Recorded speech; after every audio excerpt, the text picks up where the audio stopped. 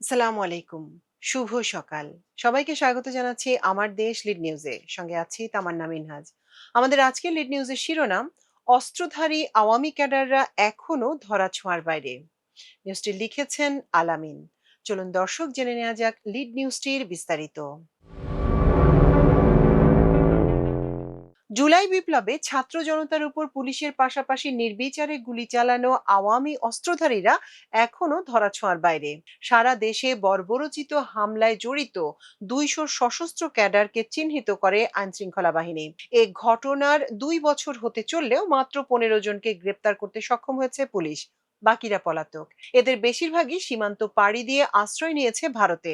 তারা নিষিদ্ধ আওয়ামী লীগ, যুবলীগ, ছাত্রলীগ ও স্বেচ্ছাসেবক লীগের সশস্ত্র ক্যাডার বলে শনাক্ত করেছে পুলিশ। 24 জুলাইয়ে ছাত্র জনতার উপর পুলিশের সঙ্গে প্রকাশ্যে অস্ত্র উঁচিয়ে গুলি করতে দেখা গেছে সাদা পোশাকের কিছু লোকজনকে। আওয়ামী লীগ, ছাত্রলীগ, যুবলীগ ও স্বেচ্ছাসেবক লীগের এসব ক্যাডার ঢাকা সহ দেশের বিভিন্ন স্থানে ছাত্র জনতার উপর গুলি চালায়। শুধু তাই নয়, লাঠি হাতে সাধারণ ছাত্রছাত্রীদের বেধড়ক পিটিয়েছে তারা। 2024 সালের 6ই অক্টোবর সামাজিক যোগাযোগ মাধ্যমের একটি ফুটেজে দেখা গেছে কলকাতার নিউ মার্কেট এলাকা সড়কে হাঁটতে হাঁটতে মোবাইলে কথা বলছেন ঢাকা উত্তর সিটি কর্পোরেশনের 33 নম্বর ওয়ার্ডের সাবেক কাউন্সিলর আসিফ আহমেদ সরকার। তার পরনে রয়েছে গেঞ্জি ও জিন্স প্যান্ট। 24-এর 5ই আগস্ট আওয়ামী লীগ সরকারের পতনের পর তিনি অবৈধভাবে দেশ ছেড়ে ভারতে পালিয়ে যান। তিনি জুলাই আন্দোলনে প্রকাশ্যে ছাত্রদের উপর কাটা রাইফেল দিয়ে গুলি চালিয়েছেন। তার সঙ্গে আরো 7 জনকে অস্ত্র উঁচিয়ে গুলি করতে দেখা গেছে। আসিফ সাবেক সেনাপ্রধান আজিজ আহমেদের ভাতিজা। ওয়ার্ড কাউন্সিলরের সময় তিনি ওই এলাকায় ত্রাসের রাজত্ব গড়ে তুলেছিলেন। আসিফের মতো অন্যরাও ধরা ছোঁয়ার বাইরে রয়েছেন। জুলাই আন্দোলনে অস্ত্রধারীদের আইনের আওতায় আনা হবে কিনা জানতে চাইলে পুলিশের সদর দপ্তরের এআইজি AHM শাহাদাত হোসেন আমার দেশকে জানান, জুলাই আন্দোলনকে কেন্দ্র করে সংঘটিত অপরাধে বেআইনি সশস্ত্র কর্মকাণ্ডের অভিযোগগুলোর বিরুদ্ধে আইনানুগ ব্যবস্থা নেওয়া হচ্ছে। সংশ্লিষ্ট ব্যক্তি বা গোষ্ঠী অনেকেই পলাতক। তবে যেই হোক না কেন, তদন্তে প্রমাণ সাপেক্ষে তাদের বিরুদ্ধে আইনানুগ ব্যবস্থা নেওয়া চলমান রয়েছে। অনুসন্ধানে জানা গেছে 2024 সালের 4 আগস্টে রাজধানীর মোহাম্মদপুরের একটি ভিডিও ফুটেজে দেখা যায় ওয়ার্ড কাউন্সিলর আসিফের নেতৃত্বে স্থানীয় ছাত্রলীগ ও যুবলীগের নেতাকর্মীরা আন্দোলনরত ছাত্রদের উপর লাঠি সোঁটা নিয়ে হামলা করছে। এ সময় আসিফকে গুলি করতেও দেখা গেছে। মোহাম্মদপুরের বসিলার 30 জুলাইয়ের আরেকটি ফুটেজে দেখা গেছে এক যুবক ছাত্র জনতার উপর গুলি করছে। পরে জানা গেছে ওই ব্যক্তি ডিএনসিসির 33 নম্বর ওয়ার্ডের আরেক সাবেক কাউন্সিলর তারিকুজ্জামান রাজীব ওরফে দরবেশ রাজীব। এই দুইজনের জুলাই বিপ্লবের পর দেশ ছেড়ে পালিয়ে যান। 3রা আগস্ট আরেকটি ফুটেজে দেখা গেছে কারওয়ান বাজারে ছাত্র জনতার মিছিল বের করে। তখন পুলিশের অস্ত্র কেড়ে নিয়ে গুলি করতে দেখা গেছে কয়েকজনকে। জানা গেছে জুলাই আন্দোলনের অন্যতম বড় স্পট ছিল রাজধানীর মিরপুরের 10 নম্বর গোল চত্বর। 4 আগস্ট সেখানে রিভলভার দিয়ে গুলি করতে দেখা গেছে সাবেক সংসদ সদস্য SM জাহিদকে। তিনি ভারতে পালিয়ে আছেন বলে জানায় পুলিশ। জুলাই আন্দোলনের আরেকটি ফুটেজে দেখা গেছে 4 আগস্ট ফেনীর মহিপাল এলাকায় বৈষম্য বিরোধী আন্দোলনকারীদের উপর হামলা চালায় একদল দুর্বৃত্ত। এ সময় একজনকে অত্যাধুনিক AK-47 দিয়ে গুলি ছুড়তে দেখা যায়। পরে পুলিশ জানতে পারে ওই অস্ত্রধারী ফেনী জেলা ছাত্রলীগের সাবেক সহসভাপতি জিয়াউদ্দিন বাবলু। চট্টগ্রামের মুরাদপুরে 16 জুলাই পিস্তল হাতে এক ব্যক্তিকে দেখা গেছে। তিনি অনবরত গুলি করছিলেন। পরে পুলিশ জানতে পারে তিনি যুবলীগের কেন্দ্রীয় কার্যনির্বাহী সংসদের সাবেক উপ অর্থ সম্পাদক হেলাল আকবর চৌধুরী। তিনি সাবেক শিক্ষামন্ত্রী মহিবুল হাসান চৌধুরী নওফেলের অনুসারী। 17 জুলাই চট্টগ্রামে জামাল খান ওয়ার্ডের সাবেক কাউন্সিলর শৈবাল দাস সুমনের নেতৃত্বে ছাত্র জনতার উপর হামলা করা হয়। তার পাশে অস্ত্র সহ ছিলেন ফরহাদুল ইসলাম। তিনি ছাত্রলীগের সাবেক কেন্দ্রীয় উপ সমাজ সেবা সম্পাদক। নারায়ণগঞ্জ শহরে 17 জুলাই শিক্ষার্থীদের মিছিলে হামলা চালায় ছাত্রলীগের ক্যাডাররা। ওই মিছিল থেকে গুলিও ছোড়া হয়। মিছিলের নেতৃত্বে ছিলেন সাবেক MP শামীম ওসমান।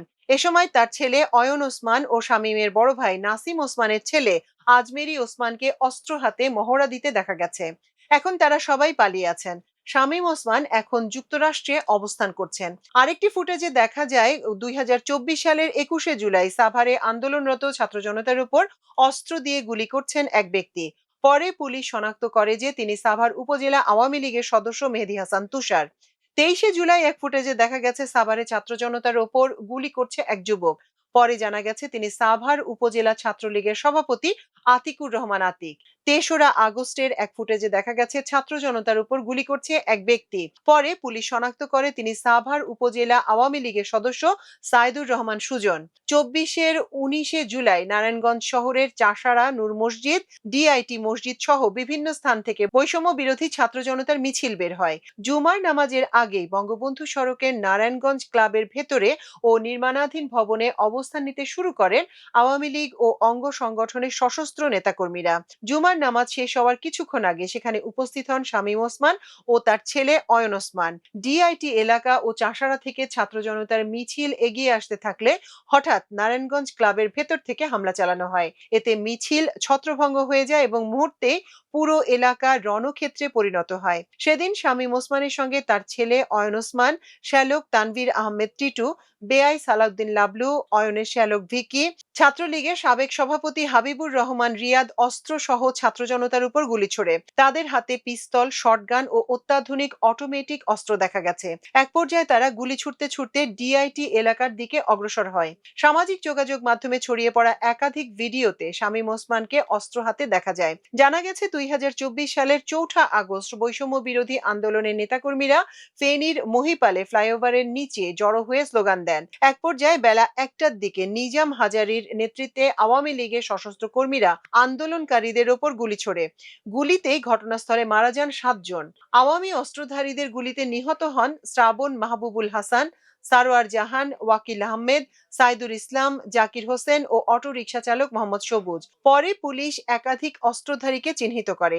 এদের মধ্যে রয়েছেন যুবলীগ নেতা লুৎফর রহমান, নুরুন নবী, ছাত্রলীগের নেতা জিয়াউদ্দিন বাবলু, আওয়ামী লীগ নেতা আব্দুর রৌফ, হারুন মজুমদার, যুবলীগ নেতা দিদারুল কবির এবং যুবলীগ নেতা সম্রাট। সূত্র জানায়, জুলাই আন্দোলনের বৈষম্য বিরোধী আন্দোলনের নেতাকর্মীদের উপর প্রকাশ্যে গুলি ছোড়ার অভিযোগ রয়েছে শামীম ওসমানের ঘনিষ্ঠ যুবলীগ নেতা আশিকুর রহমানের বিরুদ্ধে। তার বিরুদ্ধে হত্যা মামলাও রয়েছে, কিন্তু এখনো পুলিশ তাকে গ্রেপ্তার করতে পারেনি। আশিকুর রহমান প্রকাশ্যে ঘুরে বেড়াচ্ছেন বলেও অভিযোগ পাওয়া গেছে। জানা গেছে, রাজধানীর উত্তরার হাউস বিল্ডিং এলাকায় বৈষম্য বিরোধী আন্দোলনে 19 জুলাই ছাত্র জনতার উপর গুলি চালান আওয়ামী লীগ নেতাকর্মীরা। এ সময় গুলি শেষ হয়ে গেলে জনতার পিটুনিতে নিহত হন হামলাকারী হামিদুল ইসলাম মোল্লা ওরফে জুয়েল মোল্লা। তিনি ছিলেন গাজীপুর সিটি কর্পোরেশনের সাবেক মেয়র জাহাঙ্গীর আলমের ব্যক্তিগত সহকারী। সূত্র জানায়, জুলাই আন্দোলনে ছাত্র জনতার উপর গুলিবর্ষণ করা আওয়ামী দুর্বৃত্তদের এখনো পর্যন্ত গ্রেপ্তার করতে পারেনি পুলিশ। তাদের অবৈধ অস্ত্রগুলো জব্দ করা যায়নি। এসব অবৈধ অস্ত্র উদ্ধার না হওয়ায় ভবিষ্যতে তা নাশকতার কাজে ব্যবহার হতে পারে বলে আশঙ্কা করছে আইন শৃঙ্খলা বাহিনী। পুলিশ জানায়, জুলাই আন্দোলনে অবৈধ অস্ত্রধারীদের গ্রেপ্তার করার বিষয়টি চলমান প্রক্রিয়া। যখনই কারো বিষয়ে গোয়েন্দা তথ্য পাওয়া যাচ্ছে, তখনই অভিযান চালিয়ে জুলাই আন্দোলনে অবৈধ অস্ত্র ব্যবহারকারীদের গ্রেপ্তারের চেষ্টা চালিয়ে যাচ্ছে পুলিশ। জুলাই আন্দোলনের সময় পুলিশ ফাঁড়ি সহ পুলিশের বিভিন্ন স্থাপনা থেকে বিপুল অস্ত্র ও গোলাবারুদ খোয়া গেছে। তবে সেসব অস্ত্রের মধ্যে এখনো 1318টি উদ্ধার করতে পারেনি পুলিশ। এসব অস্ত্র দুর্বৃত্ত ও পালিয়ে থাকা আওয়ামী লীগ নেতাকর্মীদের হাতে চলে যাওয়ার আশঙ্কা রয়েছে। উদ্ধার না হওয়া এসব অস্ত্রের মধ্যে রয়েছে 296টি চায়না রাইফেল, 8টি বিডি রাইফেল, চাইনিজ এসএমজি 60টি, এলএমজি 11টি, চায়না পিস্তল 54টি, 9 বোরের পিস্তল 653টি, এসএমজি 1টি, 12 বোরের শটগান 653টি, সিঙ্গেল গ্যাস গান 117টি, 38 মিলিমিটারের টিয়ার শেল লঞ্চার 5টি, সিগন্যাল পিস্তল 2টি। তবে এসব অস্ত্র উদ্ধারের জন্য চেষ্টা চালিয়ে যাচ্ছে পুলিশ।